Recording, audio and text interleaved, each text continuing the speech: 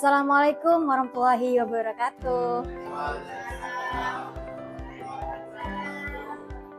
Bapak Ibu, hari ini saya mohon maaf, minta waktunya sejenak untuk memaparkan aksi nyata tentang budaya positif.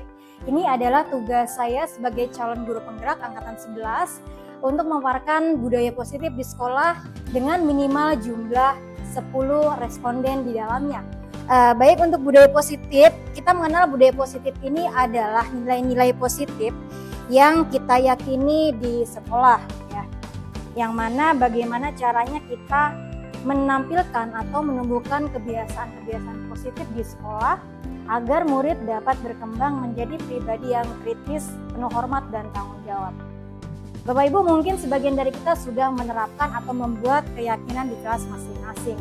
Nah, nilai-nilai itulah yang sebelum kita jadikan sebuah kesepakatan, maka kita terlebih dahulu menimbang apakah keyakinan tersebut bisa berimbas kepada semua kebutuhan peserta didik kita di kelas.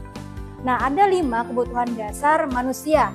Nah, yaitu menurut Dr. William Glasser ada 5, yaitu pertama, adanya kebutuhan anak akan bertahan hidup. Nah, ini biasanya kalau kita temui di lapangan, biasa kita temukan misalkan anak itu berbuat sebuah ulah karena dia ingin memenuhi kebutuhannya. Mungkin sedikit kita temui di sekolah ada anak yang mungkin suka mengambil bekal temannya. Itu sebenarnya kebutuhannya dia adalah untuk bertahan hidup. Mungkin saat itu dia lapar dan tidak mendapatkan kebutuhan itu dari rumah, maka mungkin itulah kenapa dia melakukan keusilan seperti itu. Nah, kemudian yang kedua ada cinta dan kasih sayang. Nah, cinta dan kasih sayang ini bisa kita simpulkan sepertinya anak-anak yang seringkali suka mengganggu temannya. Sebenarnya mereka punya satu tujuan, yaitu untuk cari perhatian gitu. Cinta dan kasih sayang. Kemudian kekuasaan. Ada juga anak-anak yang mungkin berulah di sekolah karena dia merasa berkuasa. Oh, saya lebih kuat daripada temannya, begitu ya. Ada. Kemudian ada juga yang kebutuhannya karena kebebasan, ingin bebas berekspresi, menunjukkan siapa dia kepada teman-teman yang lain. Dan yang terakhir adalah karena kesenangan, senang aja bikin ulah, nggak ada sebabnya, tapi memang dia dari dulu dari dasarnya suka berbuat keusilan seperti itu. Nah, dari 5 kebutuhan tadi, kita semua pendidik, tendik maupun yang lainnya itu bisa menentukan apa kira-kira posisi kontrol yang tepat. Posisi kontrol pun juga ada 5, yaitu pembuat rasa bersalah, sebagai teman, sebagai penghukum, pemantau, dan manajer.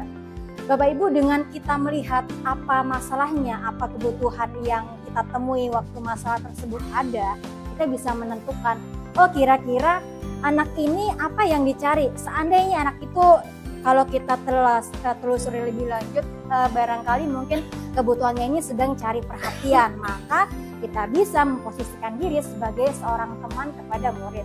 Tujuannya mungkin supaya dia lebih terbuka.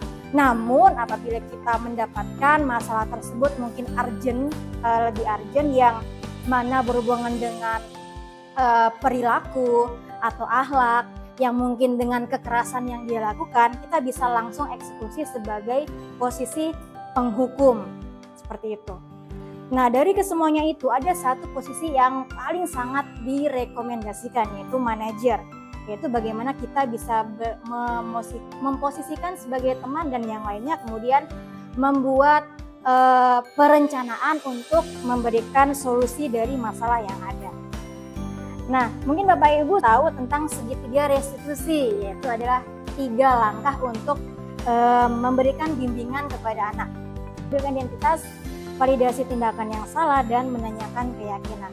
Nah, pada tahap stabilkan identitas, maka kita mendorong siswa untuk merefleksikan.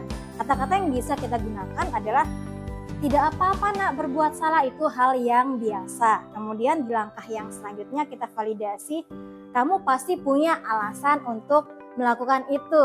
Nah, supaya dia mau bercerita tentang apa penyebabnya dia. Kemudian kita coba memposisikan berada pada murid. Ibu dulu juga pernah berbuat demikian, dan wajar adalah berbuat kesalahan itu hal yang wajar karena setiap manusia pasti punya kesalahan.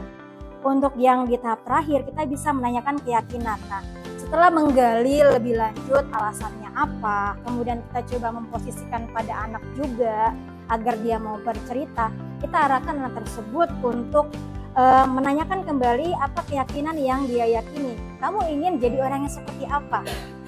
Apa nilai-nilai yang kamu yakini? Contoh, mungkin sebelumnya kita sepakat bahwa kalau misalkan di dalam kelas itu tidak boleh bully, maka apakah benar seperti itu yang kamu lakukan?